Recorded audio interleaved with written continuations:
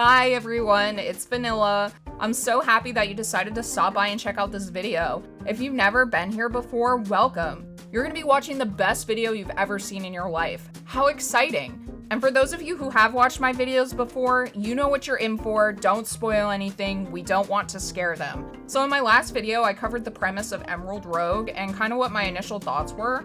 And since my last recording, I've increased my playtime from 15 hours to 40 hours. Unfortunately, bigger numbers do not help my case at all, since I'm still on the struggle bus. I don't know who is driving the bus, probably my inner demons, but I'm just sitting in the back with my helmet on, holding on for dear life. As you can tell by the title of this video, my goal is to get to the Elite Four, which I'm sure all of you will let me know you managed to do in like 3 hours, and some of you may even be stunned that I struggled to get there. If you are shocked, we must have never met before because this is pretty typical. If one day I don't manage to struggle doing something, I think I will become the most unstoppable creature on this planet. Maybe that's why I come equipped with all these handicaps. If you're kinda mean and old and cranky, you might think, what is wrong with you? Are you that bad? Why do you suck? Stop making excuses and get better. Well, unfortunately for you, but very fortunately for me, I'm not a good listener. But no worries, this is your lucky day. Can you imagine if I just sat here with a PowerPoint and explained to you all the most optimal way to get to endgame? I'm sure some of you would enjoy that kind of content, and that's all good, but I'm definitely not going to be doing that. And not just because I can't. I am not afraid to admit that is something I'm not capable of, but trying to analyze all of that information sounds more boring than watching paint dry. So let's start off by exploring what some of our biggest hurdles are. This is what they do in think tanks, right? Hurdle number 1, my starter Pokemon always ends up fainting at some point.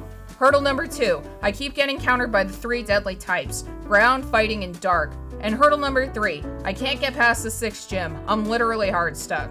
Are these the only factors that are stopping me from getting to the Elite Four? No. And the absence of an intelligence stat is definitely not helping. So what are we gonna do about our starter situation? That's a great question, Nee. You always come up with the best questions. Well, there are a bunch of options to choose from, so what are some that we can consider? Well, if I was basic, I would suggest a darker fighting type. Blaze, Breed, Paldean, Tauros, and Absol come to mind. Just looking at those 2 options makes me bored. In some of my more successful runs, I was able to sweep using either Pokemon. Blaze, Breed, Paldean, Tauros is literally just easy mode. It was so boring just being able to sit there and sweep the floor like I'm a janitor. Except I don't even get to do the janitor part since my Roomba is doing my work for me. Thomas the Tauros had Anchor Point as an ability. And for moves, I gave him Stomping Tantrum, Body Press, Workup, and Flame Charge. Let me just say that Anchor Point is OP AF, since it increases Tauros' attack stat to max if it's hit by a crit. I also gave him a Life Orb, which increases his damage done at the expense of a bit of health per attack. I'm convinced that I would have been able to sweep the Elite Four if I had brought more healing items with me. I can't emphasize enough how boring it was just to sit there and alternate between Body Press and Stomping Tantrum. Occasionally, if the game threw me a curveball, I might have to use Flame Charge, but that's okay because it raises my speed anyway, so I'll most definitely be going first next turn. I felt the life draining from my corpse, and decided for certain that this was not the playstyle I wanted to go with. I want to be able to enjoy my time playing, and I will not be backed into a corner by the meta. It's just not happening.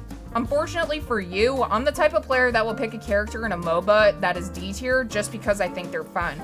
And when we're losing, and you blame it on me, I'm not listening, cause I don't care. My win rate is already 30% anyway.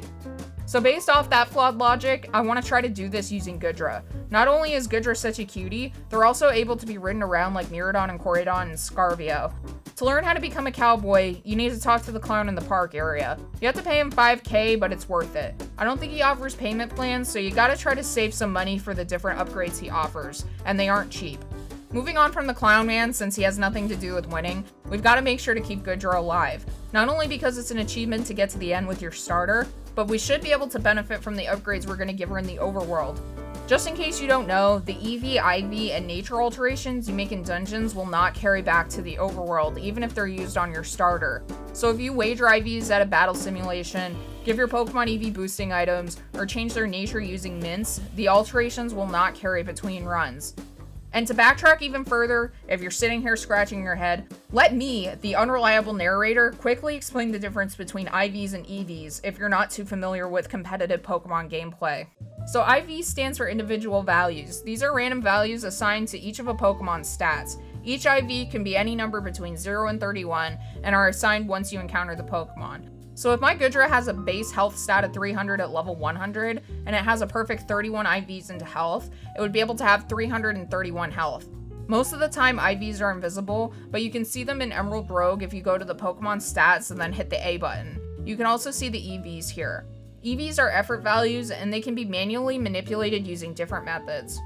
You can give your Pokemon consumables like irons and clever feathers, and you can also give them held items like the Power Bracer, which passively raises a Pokemon's EV for a specific stat while battling. Now, I've been exploring the realm of min-maxing in my Pokemon adventure. Beforehand, I wouldn't have paid any mind to IVs and natures and stuff like that. I was just more of a casual player. But as I would look through videos and stuff, people were more or less doing the same thing with the same Pokemon, and I thought to myself, man, this sucks. I want to make something different. So in Scarvio, I've been obsessed with egg hatching and EV training, so that way I can test the boundaries of the meta. Upon inspecting my Goodra, I realized she had almost no IVs into special defense, or any stat for that matter, which is not going to work for our purposes, and to spare her from any more pain, I squared up with the old man at the daycare. I kindly requested he find me Goomy eggs, and I tried to bribe him with some money to get a Goomy with good IVs, but he just slapped the money to the ground and said he was a man of the law. At least I tried. To go on one of my many tangents, I'd just like to note what the old lady does at the daycare.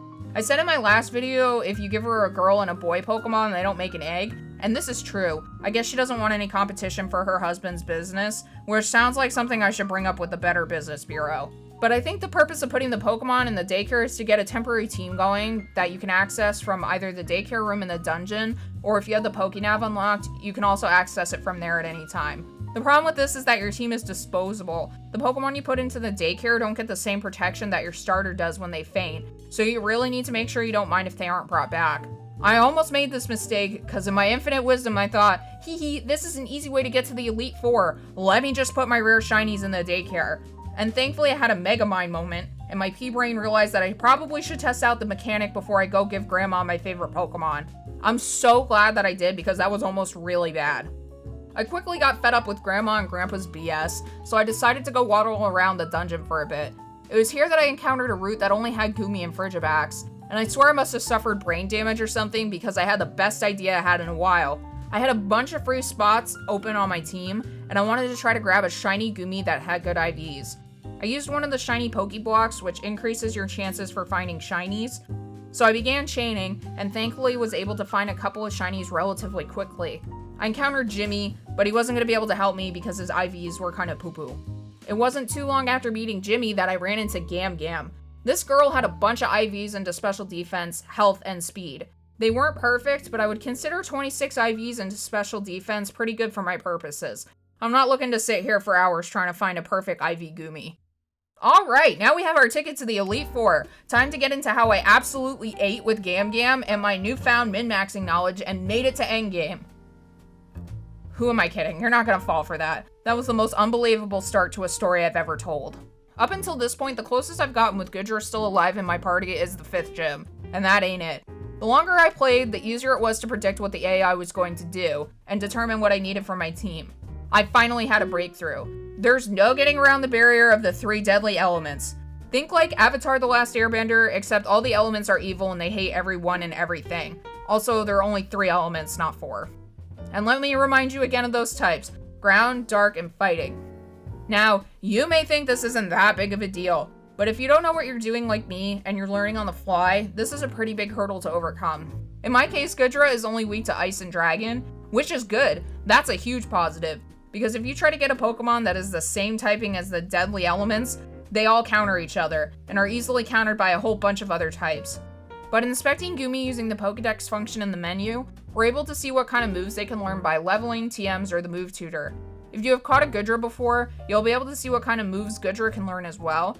And wouldn't you know, Goodra can learn dark, ground, and fighting type moves. Gam Gam's stats lean her towards learning physical type moves, which will work perfectly for our purposes. She's also fast, which means we're more likely to move first. Don't forget my cardinal rule: speed is the only stat that matters. I also considered choosing Hisuian Goodra for a couple of seconds, but then I realized 2 things. 1, Hisuian Goodra is slower than its normal counterpart, so that was an immediate no. But it's also Dragon and Steel type, which means its 2 new weaknesses would be fighting and ground. Ha ha ha ha, an even bigger no.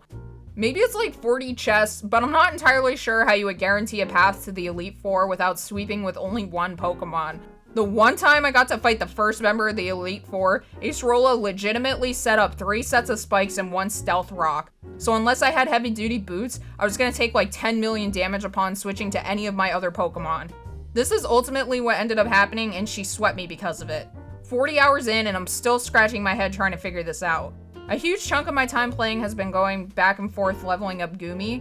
Sliggoo evolves into Goodra at level 50, and to get from base level 10 to level 50 in this game requires a lot of replay. I suppose there are options I could choose that would make it easier, but that wouldn't help me learn. I could remove the level cap or permadeath, but that kind of feels like cheating to me. I could also save scum with save states, but that's kind of the same idea. My venture to get Gam Gam to the end and sweep the Elite Four with her has not been achieved just yet. I feel like I'm almost there. At this point, I think I've finally gotten her to a place that I would want her to be. I changed her moveset to have fighting, ground, and dark type moves, which means she should be able to counter most any Pokemon on her own, and she should have some survivability because of her IVs and her assault vest, which raises special defense. I also unlocked her hidden ability Gooey, which slows foes on contact. You cannot even imagine how excited I was when I realized I had the ultimate power to slow my opponents. So technically I've overcome all my hurdles. What's stopping me? Well, little did you or I know, there's a 4th hurdle. That's right, the AI. I cannot explain how frustrated the AI in this game has made me at times. There have been instances where I almost spun out of my chair and into the stratosphere because of some absolutely absurd chain of events. If it's not your rival having literal legendary or mythical Pokemon, it's definitely going to be the predetermined combination of moves and items you could never see coming. Did you know that there would be an item that Lunatone could hold to make sure that Meteor Beam hits in only 1 turn? No? Me neither, which completely screwed me over in one of my gym battles. It's for reasons like this that make me believe you should just avoid switching out Pokemon entirely and go for OTKs. Forget setting up spikes or stealth rocks or whatever, just go for the kill, you fool. Because before you know it, Espather is gonna have a billion stacks of increased speed, and if you can't kill it in 1 turn, it's just gonna keep using Roost until it has so many stacks of speed that you might as well just hit that forfeit button. The amount of near infinite loops I've run into with the AI is also insanely high, but I have too much pride to give up, so you best believe you're gonna have to sweep me and win like a real man. And don't forget, the AI isn't afraid to unalive themselves if it means feigning one of your Pokemon. So I had originally wanted to make this video to show you all how it's possible to get to the Elite Four without cheesing the game, and I think I'm so close to doing that. With all this information, I hope I showed you that you don't have to be confined to a select few Pokemon just to progress.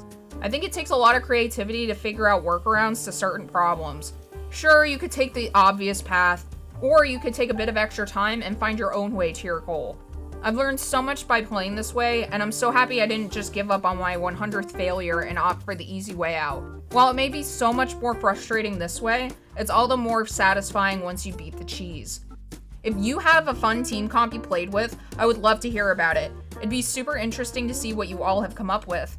Also, if you have any tips for me, I'd really appreciate that as well. I know I still have a lot to learn. If you made it this far, I just want to thank you so much for watching. I loved taking the time to make these videos and to respond to all of your comments. If you're interested in Pokemon as much as I am, and you enjoyed my content, if you could give me a like and a subscribe, that would be amazing. I have other videos on Pokemon roguelikes, so if you enjoyed this, there will be more to come. So thank you again for watching, and I hope to see you again next time. Okay, bye!